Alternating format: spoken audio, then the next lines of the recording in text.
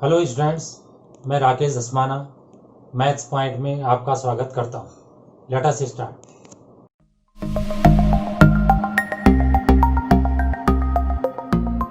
कक्षा 10 गणित विषय के अंतर्गत यह अध्याय है वास्तविक संख्या है। इसमें प्रश्नावली 1.2 में पहला प्रश्न देखिए। निम्नलिखित संख्याओं को अभाज्य गुणनखंडों के गुणनफल के रूप में व्यक्त कीजिए।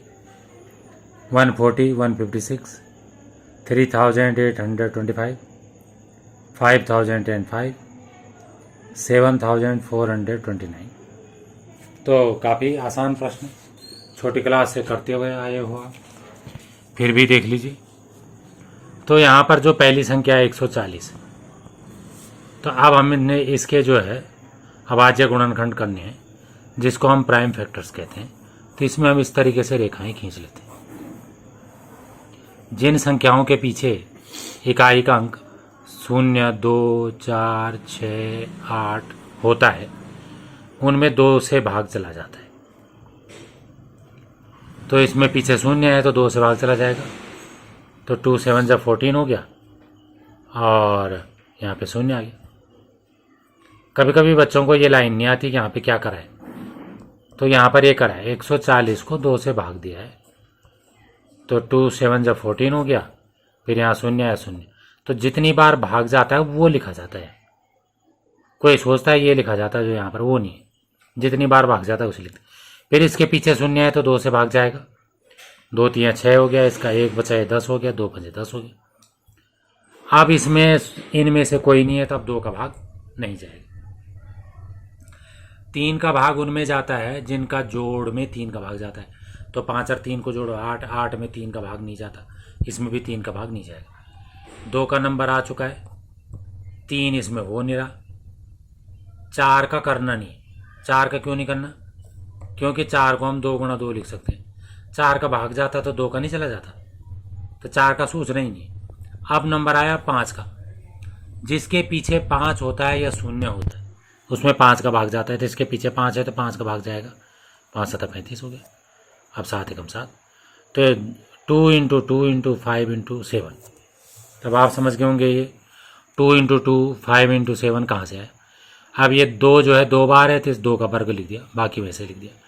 इसी प्रकार से 156 को भी लिख दिया, ये प्राइम फैक्टर्स कर दिए। ये 2 × 2 2 बार है तो इसका स्क्वायर लिख दिया, बाकी वैसे लिख दिया। ये 3825 को वैसे लिख दिया। ठीक है, अगर आपका मन है कि इसे करके दिखाएं तो इसे भी कर देता हूँ। 3825। तो अब आप बताइए क्या इसमें 2 का भाग जाएगा, तो बिल्कुल नहीं जाएगा, क्योंकि 2 का भाग उसमें जाता है जिसमें 0, 2, 4, 6 और 8 हो, तो इसमें ये है ही नहीं, 2 का नहीं जाएगा। 3 का, तो 5 और 3 8 और 2 10 और 5 15, 15 में 3 का भाग जाता है तो इसमें भी जाएगा। मान लो आप भूल गए कि 15 में 3 का भाग जाता है, तो 5 और 1 को जोड़ दो 6, 6 में 3 का भाग जाता है तो इसमें भी जाएगा, तो इसमें भी जाएगा। कुछ भी करो, तो 3 कम 3, 3 दूना 6, 2 बचा 22, 3 7 21, 1 बचा और 3 बचे 15। जितनी बार भाग गया वो लिखा है यहाँ पे। अब इसमें भी जोड़ दीजिए, 7 और 5 12, 13 14 15, 3 का भाग चला जाएगा, 3 चौको 12, 3 दूनी 6, 3 बचे 15। अब इसमें 4 और 2 6, 6 और 5 11, 3 का भाग नहीं जाएगा। 4 का भाग देना ही नहीं, 4 का भाग तभी जाता है जब 2 का जाता, जो का ही भाग नहीं जा रहा, 4 का क्या जाएगा। तो 5 का भाग जा रहा है क्योंकि इसके पीछे 5 है, 5 है 40 और 5 बचे 25। फिर 5 का भाग 5 एकम 5, 3 बचा 5 7 35 और 17 एकम 17। तो आप देख रहे होंगे 3 3 5 5 17 कहाँ से आए, तो 3 2 बार है, 5 2 बार है, तो उसका घातांक में लिख दिया 17। इसी तरीके से 5005 था, तो इसको भी 5 × 7 × 11 × 13 हमने लिख दिया, और ये अगली संख्या भी लिख दी। अब हम अगला प्रश्न करते हैं। पूर्णांकों के निम्नलिखित युग्मों के एचसीएफ और एलसीएम ज्ञात कीजिए तथा इसकी जांच कीजिए कि 2 संख्याओं का गुणनफल बराबर एचसीएफ × एलसीएम होता है। तो ये भी छोटी क्लास का ही प्रश्न समझ लो। फिर भी 26 को 2 × 13 कर दिया और 91 को 13 7 91 कर दिया। एचसीएफ निकालने का तरीका क्या है कि जो दोनों में उसको लिख देते हैं। 13 एचसीएफ आ गया। एलसीएम निकालने का तरीका क्या है, पहले जो दोनों में था उसको लिख दिया और उसको टिक कर दिया। अब शुरू से देखा, यहाँ 2 है, 2 को भी टिक कर दिया, 2 लिख दिया। 13 हम पहले से लिख चुके हैं। फिर 7 है, 7 को भी टिक कर दिया, वो भी लिख दिया, और इस पे पहले से टिक है। तो धीरे धीरे सब पे टिक लग गए। तो 13 गुणा 2 गुणा 7, इसको बढ़ते हुए क्रम में लिख दिया, 2 गुणा 7 गुणा 13, गुणा कर दिया, तो ये हमारा एलसीएम आ गया। लेकिन अगर आपको छोटी क्लास की याद आ रही हो तो एलसीएम को आप ऐसे भी निकाल सकते थे। यहाँ पे 26 लिख दो, यहाँ पे 91 लिख दो। अब इसमें 2 का भाग 2, इसमें 13 हो गया, इसमें भाग नहीं जा रहा। अब जो है इसमें 7 का भाग, इसमें नहीं जा रहा और इसमें जा रहा। अब दोनों में 13 का भाग। अब इन तीनों को क्या कर दो, गुणा कर दो, तो एलसीएम आ जाता है। तो छोटी क्लास का आपको याद आ गया होगा, ऐसे करके भी एलसीएम निकाल सकते हैं। अब 2 संख्याओं का गुणनफल निकालिए, ए और बी को गुणा कर दीजिए। 26 का गुणा 91 से कर दीजिए, कैलकुलेटर से मत करना, खुद गुणा करना, तो इतना आ गया। और जो एचसीएफ आया और एलसीएम आया, उन दोनों को भी गुणा करो तो वही आ गया। इसका मतलब संख्याओं का गुणनफल वही होता है जो उनके एचसीएफ और एलसीएम का गुणा होता है। लेकिन मजे की बात, यहाँ पे 2 लिखा है। अब 2 इसलिए लिखा है क्योंकि 2 संख्या है, लेकिन इसका एक और मतलब है। इसका एक और मतलब ये है कि ये जो सूत्र है कि 2 संख्याओं का गुणा बराबर उनका एचसीएफ इंटू एलसीएम, ये 2 संख्याओं के लिए ही होता है, 2 से ज़्यादा संख्याओं के लिए नहीं होता है। तो उसके लिए क्या होता है वो मैं आपको यहाँ पे दिखाता हूँ। आप इसमें केवल एक नज़र लगाएंगे, बाकी बाद में पढ़ते रहेंगे। वो तो मैं इसलिए कर रहा हूँ कि आपको थोड़ा इंटरेस्ट जागृत हो। ये होता है, अगर ये 3 संख्याएँ हैं पी क्यू आर, तो इनका एलसीएम ऐसे होता है, पी क्यू आर का गुणा गुणा एचसीएफ तीनों का बटे पी क्यू का एचसीएफ गुणा क्यू आर का एचसीएफ गुणा पी आर का एचसीएफ, 2-2 करके। और अगर 3 का एचसीएफ निकालना है तो बराबर होता है तीनों का गुणा और तीनों का एलसीएम बटे पी क्यू का एलसीएम, क्यू आर का एलसीएम और पी आर का एलसीएम। तो इस पर भी ध्यान दें। इसका मतलब जो हम वहाँ पर पढ़ रहे हैं कि 2 संख्याओं का गुणा बराबर एलसीएम गुणा एचसीएफ, वो केवल 2 ही संख्याओं के लिए होता है, तो इसलिए 2 पर भी ध्यान दें। अगला है यहाँ पे 510 और 92। तो 510 और 92 के हमने अभाज्य गुणनखंड कर दिए। एचसीएफ निकालना आपको बता ही दिया, जो दोनों में होता है उसको लिख देते हैं 2। अब जो दोनों में उस 2 को लिख दिया, अब आगे कैसे लिखा उसको सीखिए। अब दोनों में कुछ भी एक जैसा नहीं है, नहीं तो उसको भी लिख देते। अब यहाँ पे 3 आया, फिर 3 आया, यहाँ पे 5 आया, फिर 5 आया, फिर यहाँ पे 17 आया, फिर 17 आया, फिर यहाँ पे 2 आया, फिर यहाँ पे 2 आया, फिर यहाँ पे 23 आया, फिर यहाँ पे 23 आया। ये 2 क्यों नहीं आया? क्योंकि वो पहले से आ चुका था। जो दोनों में होता है वो एक ही बार आता है। फिर इसको मैंने बढ़ते हुए क्रम में लिख दिया। क्या ऐसा करना जरूरी है? जरूरी तो नहीं है, लेकिन इसकी आदत डाल लेनी चाहिए, ये फायदा देगा। और इसका गुणा करके ये आ गया। अब संख्याओं ए और बी का गुणा करा तो ये संख्या आ गई, और एचसीएफ और एलसीएम जो उत्तर आए हैं उनका गुणा करा तो ये आ गई, दोनों बराबर आ गए। इस प्रकार 2 संख्याओं का गुणनफल बराबर उनका एचसीएफ गुणा उनका एलसीएम। अब इसका तीसरा भाग में 336 और 54 है, उनको मैंने ए और बी लिख दिया। ये ए और बी लिखने की भी आदत डालनी। इनके मैंने अभाज्य गुणनखंड कर दिए, दोनों के कर दिए। इस बार हम थोड़ा सा तरीके को मॉडिफाई कर रहे हैं और अच्छा कर रहे हैं, और अच्छे से आपको समझ में आएगा और ये बड़ी बड़ी संख्याओं में काम आएगा। तो यहाँ पे 2 की घात 4 हो गए, 3 और 7 में से आ गए, और 3 की घात जो है 3 हो गए, 2 में से आ गए। तो एचसीएफ और एलसीएम निकालने का नया तरीका। तो देखो कैसे, यहाँ पे 2 की घात कितनी है? 4, और यहाँ पे 2 की घात कितनी है? 1। तो कम कौन है? 1 है, तो 2 लिख देना है, 2 की घात 1।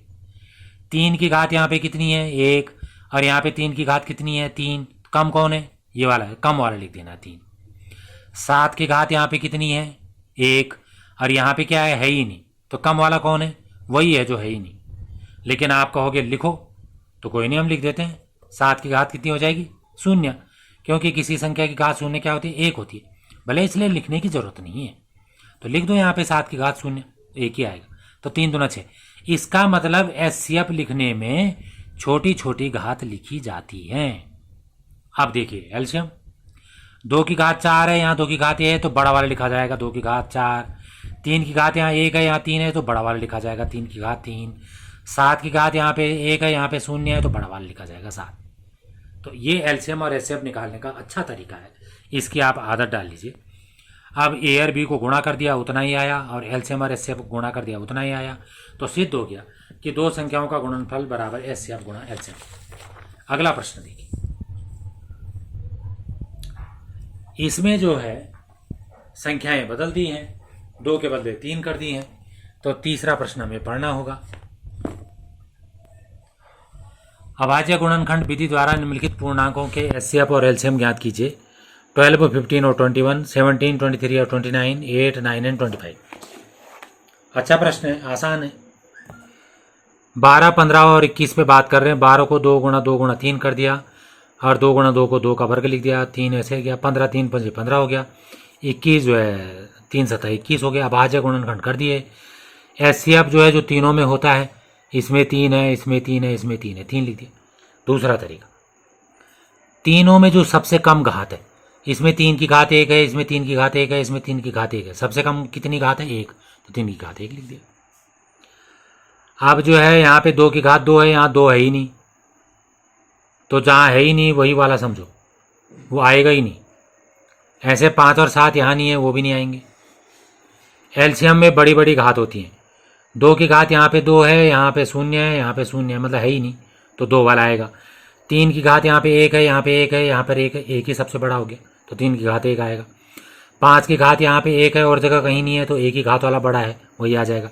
और 7 की घात यहाँ पे 1 है, तो इस तरीके से 7 आ जाएगा। तो इस तरीके से भी आप समझिए, इसको गुणा करके 420 आ गया। अब 17, 23 और 29, तो 17 को 17 ही लिख दिया। अब ये मत कहना कि यहाँ पे 1 गुणा 17 लिखो, हम अभाज्य गुणनखंड लिख रहे हैं।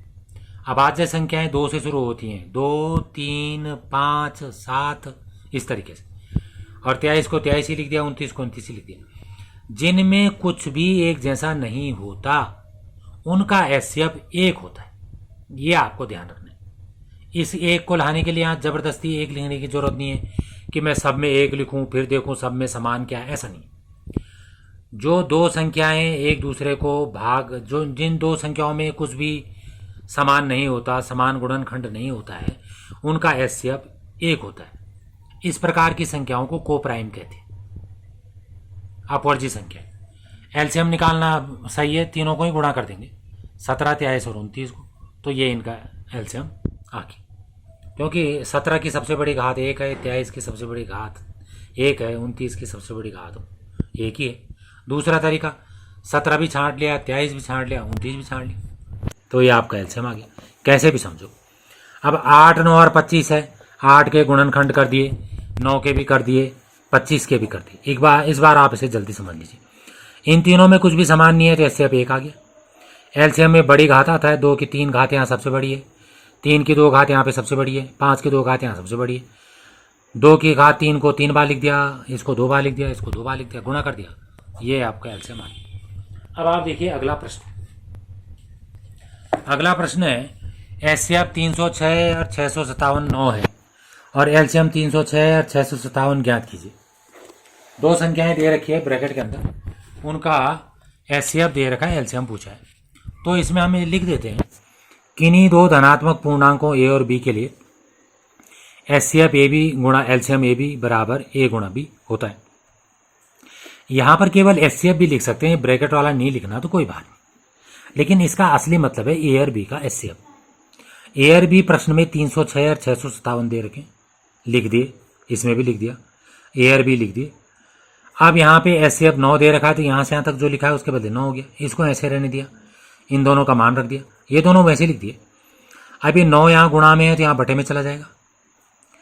अब 3 3 9 हो गया, 3 से 3 बार कट गया, और ये 3 से 102 बार कट गया, फिर से 3 से 34 बार कट गया। अब 34 और 657 को गुणा कर दिया, तो ये आपका एचसीएफ आ गया। थैंक्स।